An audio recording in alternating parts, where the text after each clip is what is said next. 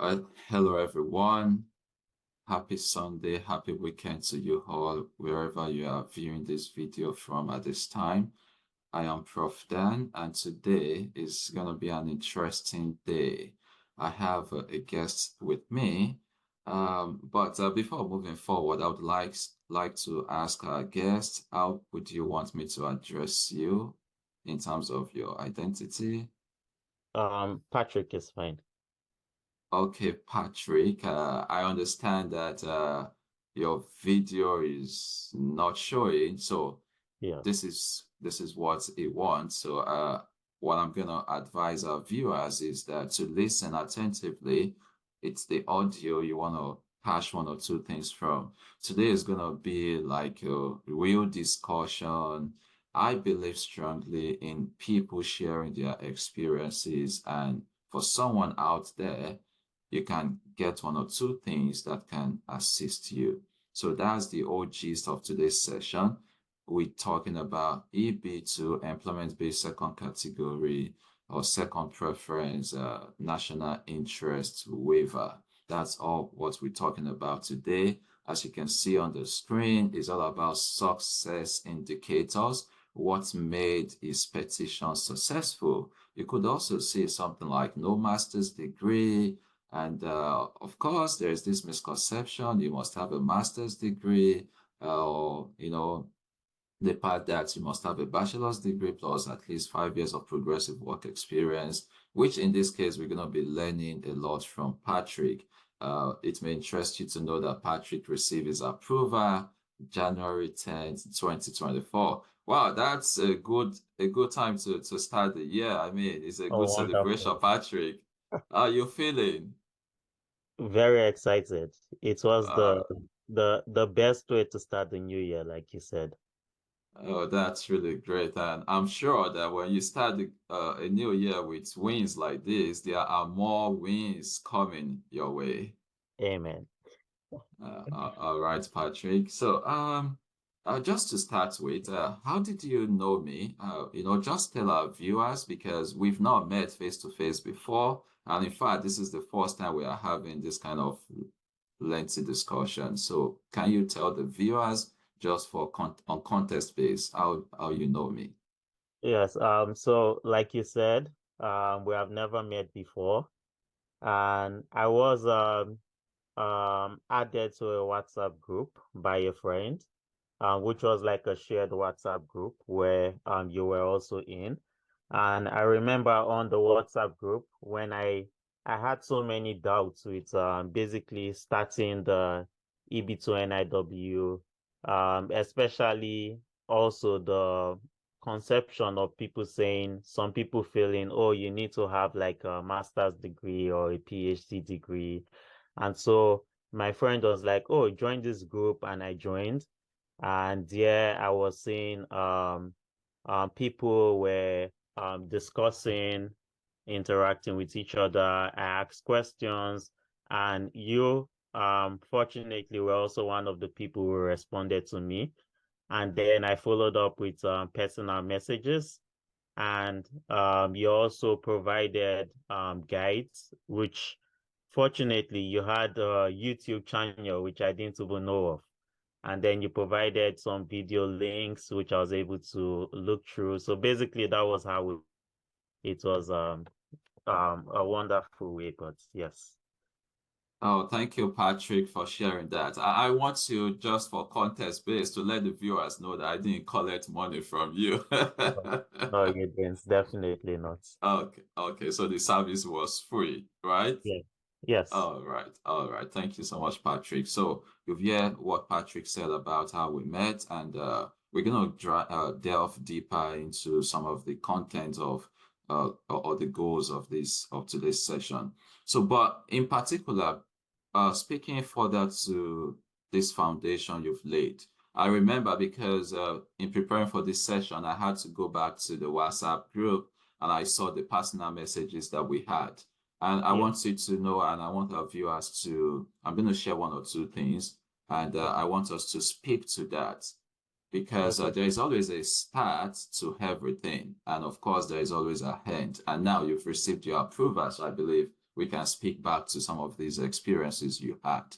So in particular, October 12th, 2023 was when you contacted me and you asked some questions. This time around, it was personal chat. You asked me some salient questions. And I want to quickly run through some of the things you said just to remind you and refresh your memory. You asked me, you said, do I know how stringent the 5-year work experience is for BS, that is Bachelor of Science holders? You ask for that. For someone that does not have a master's, do you think 5 years of graduate teaching assistantship can pass the requirements? You also asked for that, telling me that, oh, you had 3 publications with 42 citations. You told me you had personal grant award, about $4,000, Yes. NIH-funded research. You said you were a conference speaker, member of professional society, and you also said you reviewed 2 scientific papers as of October 2023. Now, further, you said, and I quote, my greatest fear is hoping they will accept my 5 years graduate assistantship and 2 years of work experience in your home country, and I think 5 years work experience here in the US. And you also told me you were almost completing your PhD as of then. You just feel now that the NIW will be easy for you to, undergo. So we're calling all of these. How do you think, I wanted to probably, speak to, now that you've received your approval, can you describe your experience about those initial fears and, including your background and pathways? Okay. Well, I would say now that I got the approval, I'm happy that I took the leap of faith and I went through it. I think that sometimes when people have this initial fear and doubts, it kind of clogs you. You're not able to really think straight. Some of us do have the wonderful background. Even people who have less background are actually getting the EB2 NIW. But because we are scared to actually take that leap, we think of ourselves less. And in my case, I did have various attributes, and I was particularly scared because I did not have a master's or a PhD degree at hand. I was in the PhD program, okay, which I still am, but will be graduating very soon. So that made me scared, and I was thinking, oh, maybe I would just wait until I get the degree, then I would do the NIW. But you and also some other information when I was looking around and I watched your videos actually made me to become more confident in myself. So basically, there was the discussion in one of your videos where you discussed in length, where it discussed about the first requirements to be considered is having either an advanced degree, which is the master's or the PhD, or having the exceptional ability. Okay. So before then, I already had the conception that, okay, do I use this 5 years of my graduate assistantship to try to explain things? And I was worried about that. Would they accept it? If they don't accept it, what would happen? And when I saw that information that there was also a category for what is called exceptional ability, I did check the EB2 website, what are the list of things that qualify as that. And when I saw that, I was like, oh, just an academic degree, a bachelor's, a certificate. Oh, I had this, publications, membership. And I was like, why am I bothering my head about this? That these are the criteria which I previously had, but I didn't really know that I already qualified just by virtue of possessing that. And that was when I started to become more invested, and I began to gain more confidence that, oh, if people are getting it, I do not see the reason why I won't get it. So like any other thing, you need to be confident, you need to invest your time into it, and you need to look into it with the belief that you can do it too. And that was what I did. I started watching the videos which Prof. Dan sent, which are very helpful. I did not just stop there. I went on the USCIS website to also read very clearly the rules and regulations. And I took the leap of faith and I made my application. And I was very after taking such leap of faith, I was very bold and confident that the application would be favorably considered, and indeed it was approved. Wow, that's great, Patrick. Thanks for sharing that. Just before I recap some of the things you've said, how long did your petition took from, when you submitted to the approval? So I did the premium processing where you pay the 2,500, and it took exactly 30 days from the day of submission to the day of the approval.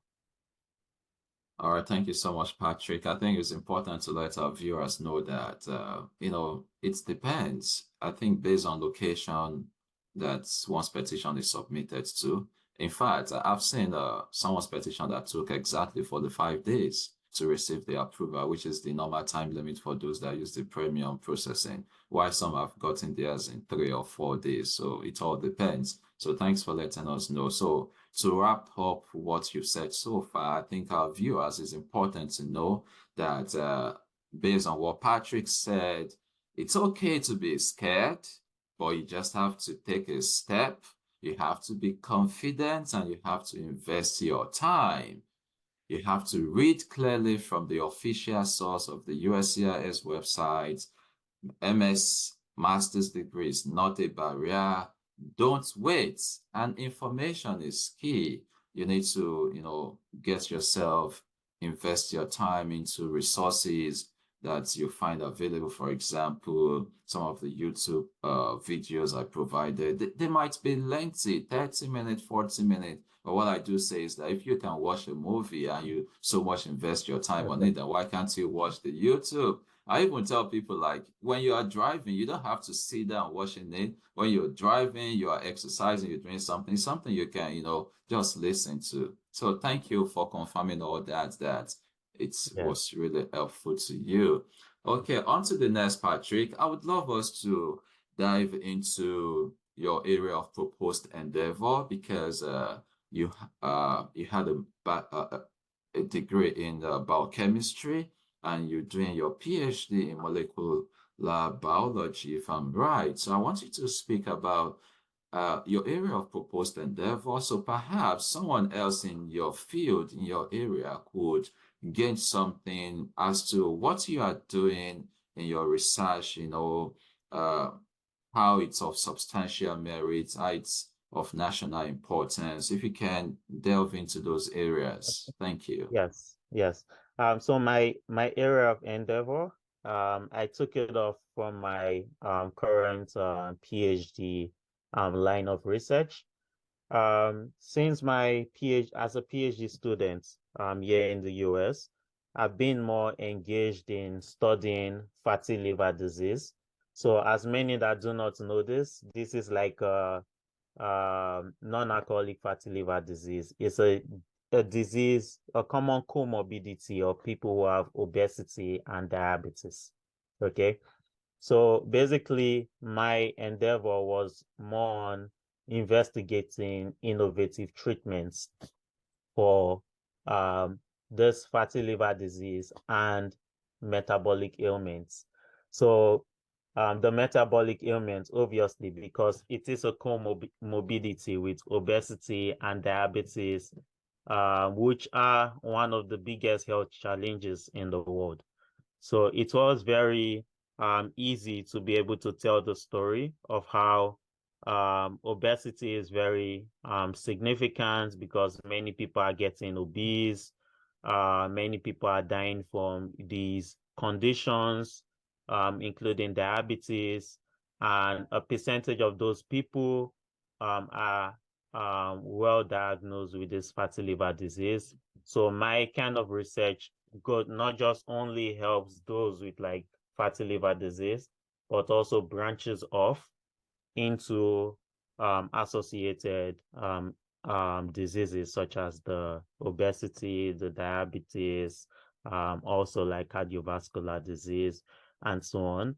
And part of the stronghold, which I also used, because obviously, which I also learned a thing or two from Prof. Dan. So when you have to explain about more like the importance of what you are doing, it's very important to be able to tailor it to the United States of America. And so I had to go on to find cases that would back that up, maybe like the CDC government websites or that, because if a government website could state the statistics and importance of this, then who are they to argue otherwise that is not important? And finally, I also had the funding support, obviously, through my mentor, who has government grants from the National Institute of Health. So that was also evidence to show that the work I was currently doing is also backed up by government funding. And yeah, and that was it, I would say. Yes. Oh, thank you so much, Patrick. Hearing about liver disease, obesity, diabetes, even Yeah. though when I was growing up, I didn't really like biology. So I, Yeah. I'm an engineering and computer scientist. So Yeah. when it comes to biology, I find it kind of difficult. Yeah, thanks for sharing that with us. And Yeah. you did mention something credible sources of your exhibits, trying to, conform it to the context of the US, and of course, uh, you're well positioned. And thanks for sharing that. I want us to now be more intentional about um your personal experience, in the whole writing from start to finish. Even though, yes, you've mentioned you started writing, you find some resources useful, but then, it's the first time you are doing a self-petition. What were the challenges you faced? If you can be real with us, how did you overcome some of these challenges? What step did you take? And in navigating through all of the process. For example, when you were looking for your exhibit that you used, maybe when you're trying to get reference letters, if you use reference letters, right? So maybe how Yeah. challenging it was to get all that, just tell us, generally some challenges, how you navigated through, and you are, good to go to speak about it now that you've been approved. Okay, let's see. Challenges. I think um I think the writing, because first of all, this is like the first my first time writing a legal petition. So I didn't even know where to start from initially, but the more I began to source all this information and become more confident, the second thing, I think I was too engulfed in the science. Being a PhD student, sometimes your mind is always thinking scientific writing and so on. But you need to realize also that these people could be they could be judging a case from engineering, from science, from law. So your ability to make the information as simplistic enough for the for anyone who is reading the petition to easily understand it. So initially I started off by drafting all the complexities. Sometimes I even found myself drifting so deep into the science. It made my work so complex. What helped me regarding that was I had a friend of mine who was in a non-science field, and I just gave it to him to help me to read it.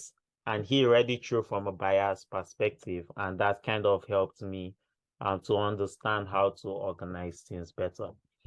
And with the recommendation letter, so that is also some challenge. Um, I was fortunate enough to collect recommendations from people who I directly know in my school, okay, like my committee members, my professor, but getting independent referees were somewhat of a challenge. And to be able to do that, I had to look for people, for example, people who cited my publication, which was very challenging. I also emailed some professors around my field, but what really helped me was to be able to speak to my professor, and he was also able to connect me to people who were knowledgeable in the field, and they could directly write about my publications, like, oh, these are the things he published, and these are the importance of the publications.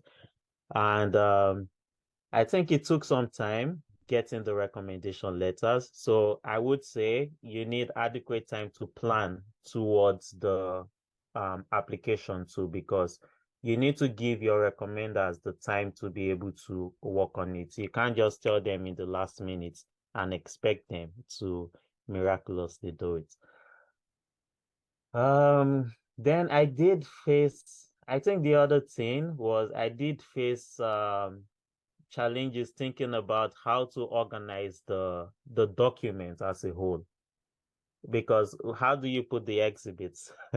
So I also had to look into YouTube videos. I actually also messaged Prof. Dan to ask him also about how to organize those, and where you have to use like sticky notes, um try to put them together. So it was kind of a bit challenging, but eventually I was able to piece everything up together.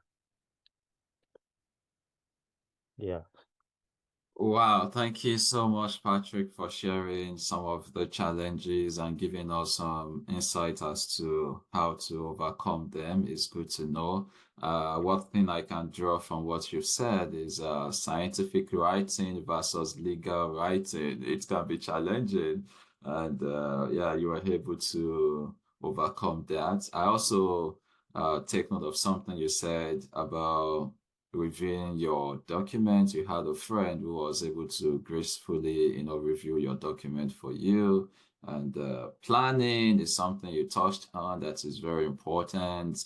And organizing your document for submission is also something very, very important. So I just want to put it out there for those that are viewing us maybe for the very first time, that the truth is that the resource on the Prof. Dan Tutorials YouTube channel is, if only you have the time to watch them, available for free. I believe strongly that it will assist you. And some of the misconceptions or questions that people have already been answered there with simplified samples that can be of help. So thank you so much for sharing this with us, Patrick, and confirming some of this. So, where do you go from here? If you can let us know, what next? Well, I'm in the wait list, waiting for my priority dates to become current, and then I can apply officially for the green card. So, All right, all the best, Patrick. All we hope for is that the wait list will move fast. Well, some people have forecast that it might probably take approximately 1 year to get to one, but we hope it works out that way. And once again, just as we begin to round up this session, do you have any final thoughts for someone out there that is watching you at this time? um, so, so I would say, reiterate what I said before. So first of all, you need to be confident. you need to be believe in yourself. So, and if you feel like you have doubts, you need to go into people who have success stories, who have done it before. For example, Prof. Dan is doing a very wonderful work. You can go on, you read more details about this. It is not actually as complex as people make it to seem. And